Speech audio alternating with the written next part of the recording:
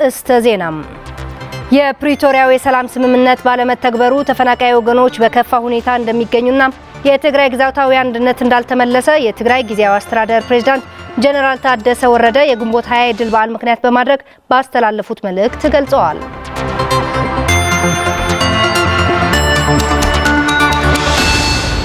ሰላም ጤና ይስጥልን ውድ ተመልካቾች፣ ከትግራይ ቴሌቪዥን በቀጥታ የአማርኛ የሰዓቱ ዜናዎች ይዘን ቀርበናል። እንኳን ለግንቦት 20 በዓል በሰላም አደረሳችሁ አደረሰን። ወደ ቀዳሚ ዜና አልፋለሁ። ፍርቱና ገብሩም የትግራይ ጊዜያዊ አስተዳደር ፕሬዝዳንት ጀነራል ታደሰ ወረደ የግንቦት 20 የድል በዓል ምክንያት በማድረግ ባስተላለፉት መልእክት የፕሪቶሪያው የሰላም ስምምነት ባለመተግበሩ ተፈናቃይ ወገኖች በከፋ ሁኔታ እንደሚገኙ የትግራይ ግዛታዊ አንድነት እንዳልተመለሰና ወጣቶች ስራ በማጣት ሀገራቸውን ለቀው እየተሰደዱ ነው ብለዋል።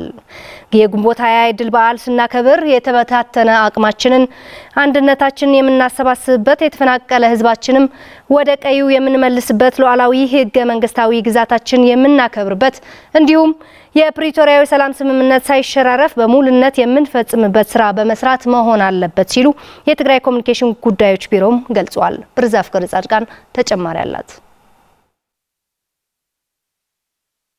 የትግራይ ጊዜያዊ አስተዳደር ፕሬዝዳንት ጀነራል ታደሰ ወረደ የግንቦት 20 የድል በዓል ምክንያት በማድረግ በሐወልቲ ሰማዕታት ተገኝተው ጉንጉን አበባ ባስቀመጡበት ወቅት ባስተላለፉት መልእክት ደርግ በመደምሰስና በዲሞክራሲ ግንባታ እንዲሁም ሰላምና ደህንነት በማስፈን እልፍ መስዋዕትነት የከፈለው የትግራይ ህዝብ ከ27 ዓመታት በኋላ የማይገመት ጥቃት እንደደረሰበት አውስተዋል። የፕሪቶሪያው የሰላም ስምምነት ባለመተግበሩ ተፈናቃይ ወገኖች በከፋ ሁኔታ እንደሚገኙና የትግራይ ግዛታዊ አንድነትም እንዳልተመለሰ የገለጹት ጀነራል ታደሰ ወረደ ወጣቶች ስራ በማጣት ሀገራቸውን ለቀው እየተሰደዱ ነው ብለዋል። በተመሳሳይ ዜና የትግራይ የኮሙኒኬሽን ጉዳዮች ቢሮ በውስጥና በውጭ ላለው የትግራይ ህዝብ ለ34ኛው የግንቦት 20 የድል በዓል የእንኳን ያደረሳችሁ መልእክቱን አስተላልፈዋል። በዚህች ዕለት የትግራይ ህዝብ ለዘመናት ሲደርስበት ከነበረው ብሔራዊ ጭቆና ለ17 ዓመታት ባካሄደው መራራ ትግልና በከፈለው ከባድ መስዋዕትነት በአፍሪካ በወታደራዊ አቅሙ ቀዳሚ የነበረውን አረመኔያዊ የደርግ ስርዓት በመገርሰስ ራስን በራስ ማስተዳደር፣ በቋንቋ መናገር፣ መማርና መዳኘት እንዲሁም ባህልና ማንነት የመጠበቅ መብት በከፈለው መስተንክራዊ ዋጋ ማረጋገጥ ችሏል ያለው የቢሮው መግለጫ። ይሁንና ዕለቱን ስንዘክር የትግራይ ህዝብ በጠላት ሲደርሰው ከነበረው ግፍና መከራ ወደ ጄኖሳይድ ከፍ ማለቱን በማሰብ ትግራይ አሁን ባለችበት አስቸጋሪ ጊዜ የተበታተነ አቅማችንና አንድነታችን የምንሰበስብበትና ጸጥታችንና ሰላማችን በማረጋገጥ በጦርነቱ ምክንያት የተፈናቀለ ህዝባችን ወደ ቀየው የምንመልስበት ሉዓላዊና ህገ መንግስታዊ ግዛታችን የምናከብርበት እንዲሁም የፕሪቶሪያው የሰላም ስምምነት ሳይሸራረፍ በሙሉነት የምንፈጽምበት ስራ በመስራት መሆን አለበት ሲል የትግራይ ኮሙኒኬሽን ጉዳዮች ቢሮ ገልጿል። በመሆኑም ዘንድሮ የምናከብረው የግንቦት 20 የድል በዓል ህዝባችን በአስከፊና በተወሳሰበ ሁኔታ ሆኖ እያከበረ መሆኑ ግልጽ ነው። ህዝብ በአንድነት ከቆመና ትግራይን ማዕከል ባደረገ የትግራይ ብሔራዊ ጥቅም መሰረት በማድረግ ከተሰራ ግን የማይሸነፍና የማያልፍ ችግር እንደሌለ ትምህርት በመውሰድ ነው ሲል ቢሮ አክለዋል። የፖሊዮን በሽታ ለመከላከል የትግራይ ጤና ቢሮ ከጤና ሚኒስቴር የኢትዮጵያ ህብረተሰብ ጤና ኢንስቲትዩትና ሌሎች ባለድርሻ አካላት ጋር በመተማመን ከ5 ዓመት በታች ለሆኑ ህጻናት ከግንቦት 22 እስከ 25 2017 ዓ.ም የክትባት ዘመቻ እንደሚካሄድ አስታወቀም። ክትባቱ በትግራይ ጊዜያዊ አስተዳደር ስር ባሉ ወረዳዎች ለሚገኙ ከ968 ሺህ በላይ ለሚሆኑ ህጻናት እንደሚሰጥም ተገልጿል። ማዛ መኮንን የትግራይ ጤና ቢሮ ከጤና ሚኒስቴር የኢትዮጵያ ህብረተሰብ ጤና ኢንስቲትዩትና ሌሎች ባለድርሻ አካላት ጋር በመተባበር ከግንቦት 22 እስከ 25 2017 ዓ.ም ከ5 ዓመት በታች ለሆኑ ህጻናት የፖሊዮ ክትባት ዘመቻ እንደሚያካሂድ አስታወቀ። የትግራይ ጤና ቢሮ ዘመቻውን አስመልክቶ ዛሬ በሰጠው መግለጫ ከድህረ ጦርነቱ በኋላ የትግራይ ጤና ስርዓቱ ወደ ነበረበት ለመመለስ የተለያዩ ስራዎችን እየተሰሩ መምጣታቸውና በተለይም ደግሞ በእናቶችና ህጻናት ጤና አጠባበቅ ዙሪያ በርካታ ስራዎች መሰራታቸው ገልጿል።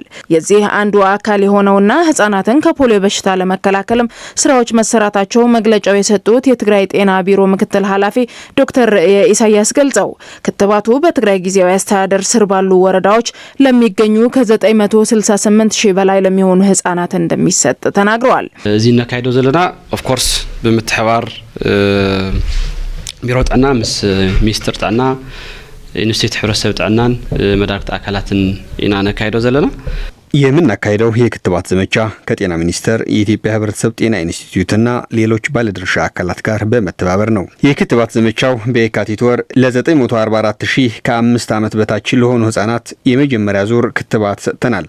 አሁን ደግሞ ሁለተኛ ዙር ከግንቦት 22 እስከ 25 ለ968000 ለሚሆኑ ህጻናት የሚሰጥ ክትባት ነው። ዘመቻው በትግራይ ጊዜያዊ አስተዳደር ስር ባሉ ወረዳዎች ሙሉ የሚሰጥ ነው የሚሆነው። ክትባቱ ቤት ለቤት እንደሚሰጥ ዶክተር የገልጸው ከክትባቱ ጎን ለጎን የእናቶችን የፌስቱላ በሽታን የመከላከልና የመለየት ስራ በዘመቻው እንደሚካተትም አክለዋል። እዚህ ገዛ ነገዛ ምስ ምዃን ተታሒዙ ሕድሕድ ገዛ ዝርከባ አዴታት ብፍላይ ክትባቱ ቤት ለቤት ነው የሚሰጠው። እናም ከክትባቱ ጎን ለጎን በፌስቱላ የተጠቁ እናቶችን በመለየት ወደሚፈለገው ጤና ተቋም በመውሰድ የጤና አገልግሎት የሚያገኙበት እድል ለመፍጠርም እንሰራለን። ከዛ ጎን ለጎን ደግሞ በመጀመሪያ ዙር በተለያዩ ምክንያቶች ክትባቱን ያላገኙ ህጻናት እንዲከተቡም ይደረጋል። በክልሉ እየታየ ያለው የነዳጅና የትራንስፖርት እጥረት ተከትሎ ለክትባት ዘመቻው አዳጋች ሊያደርገው እንደሚችልና ይህንን ችግር ለመቅረፍም የዞንና የወረዳ አስተዳደሮች ችግሩን ለመፍታት የድርሻቸውን ሊወጡ እንደሚገባ ጥሪ አቅርበዋል። ጸገማት ሐልዮም ጸገማት ግን በዲና ዝግልጋሎ እዚ ወሓዙ ወፍርዚ እናውተሉ ሁነታትና ክንፈጠር ተጽቢት ዝግበር ችግሮች ቢኖሩም ችግሮችን አልፈን ዘመቻውን የምናሳካበት ሁኔታዎች መፍጠር ይጠበቃል። እንደ ቢሮ የተቀመጡ ችግሮች አሉ። ከነዚህ የነዳጅና የትራንስፖርት ችግር ፈታኝ ሊሆን ይችላል። ይሄ ለመፍታትም ሁሉም በመቀናጀት ልንሰራ ይገባል። እስካሁን ከሚመለከታቸው ባለድርሻ አካላት ጋር በመቀናጀት እየሰራን ነው። ይህ ወደ ታች ሊወርድ ይገባል።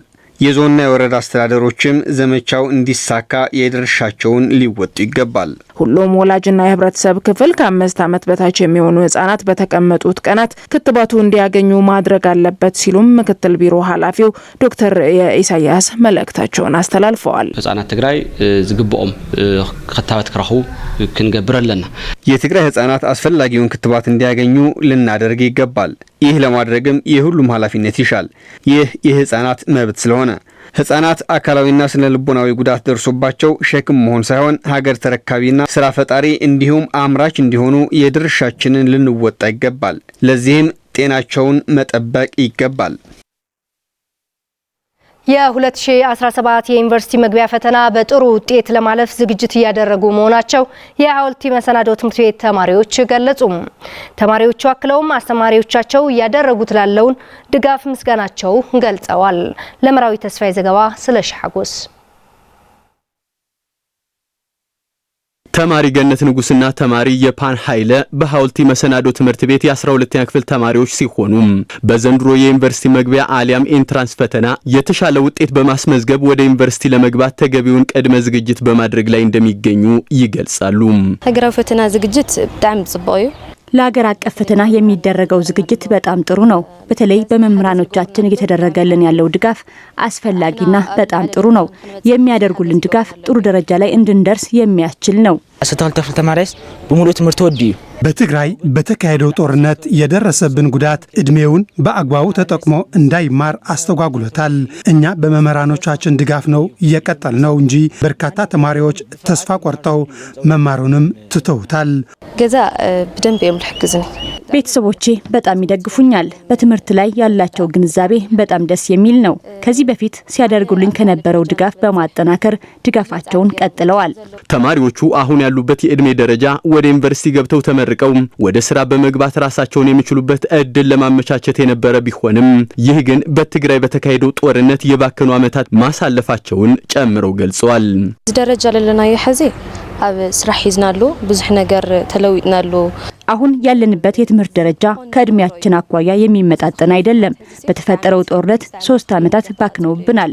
በዚህ ወቅት ስራ ይዘን ቤተሰቦቻችን መደገፍ የምንችልበት ጊዜ ነበር መሆን የነበረበት። ያው ተዛሐለፈ ኩና ተፈጠረና ጽዕንቶ ሁሉም የ12ኛ ክፍል ተማሪዎች የትምህርት መርሃ ግብራቸውን አጠናቀዋል። መምህራኖቻችን ግን በራሳቸው ተነሳሽነት ያለ አንዳች ጥቅም ተጨማሪ ድጋፍ ያስፈልጋቸዋል ብለው በማሰብ ባሰብነው የማጠናከሪያ ትምህርት እየሰጡን ያሉት።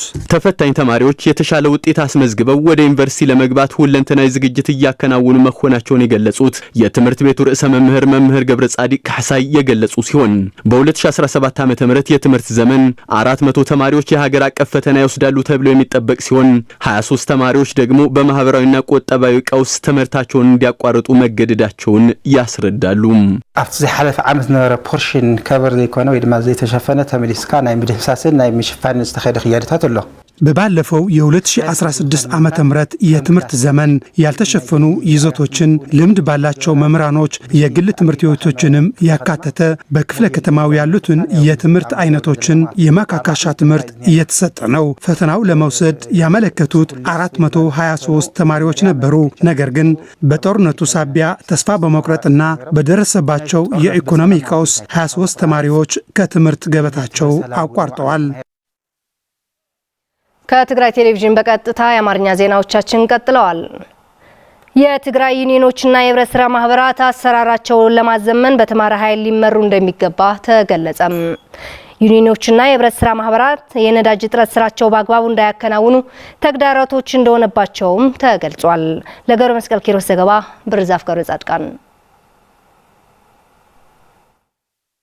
የትግራይ ገበያ ፌዴሬሽን የዩኒዮኖችና የህብረት ስራ ማህበራት ወቅታዊ ሁኔታ በገመገመበት መድረክ በማህበራቱ መሰረታዊ ለውጥ ለማምጣትና አሰራራቸውን ለማዘመን በምሁራን ሊመሩ እንደሚገባ አባላቱ ጠይቀዋል። እንድትማረን ሐሸሰብ ተመርሑን እንደገና ደግሞ በሞያው የህብረት ስራ ማህበራቱ የተማረና የተሻለ በዘርፉ እውቀት ባለው ሰው ቢመራ ውጤታማ ይሆናል። ከማዳበሪያና የቴክኖሎጂ ውጤቶች አጠቃቀም በተጨማሪ የቴክኖሎጂ መለዋወጫ ትራክተር፣ የኬሚካሎች አጠቃቀም እውቀት ያለው ሲሆን የተሻለ ይሆናል።